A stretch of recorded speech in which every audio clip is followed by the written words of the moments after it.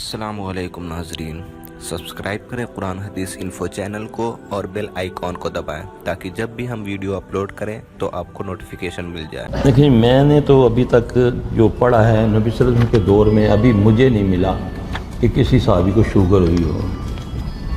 Blood pressure کا تو ملتا ہے، لیکن شوگر کا جو ہے نا وہ بیماری، تو اس کا علاج جو میں مختلف جو میں نے سیکھے ہوئے ہیں۔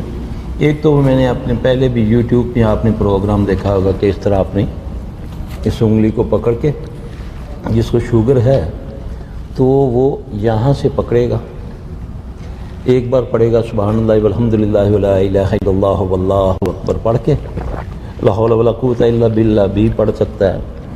جتنی دیر یہ پڑھے گا اتنی دیر اس کو پکڑے رکھے، پھر اس کو چھوڑ دیں۔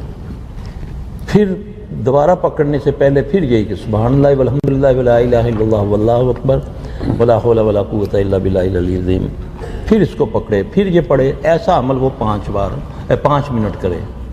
پھر کوشش کرے کہ وہ صبح نہار منہ، یہ بھی ایک نسخہ ہے، کلونجی اور میتھرے ان کو کوٹ لے، پسوانا نہیں ہے، یعنی گرینڈ نہیں کرنا۔ ایک چھوٹا چمچ چائے والا پانی کے ساتھ لے لے، اس سے بھی شوگر کنٹرول ہو جاتی ہے انشاءاللہ تعالی۔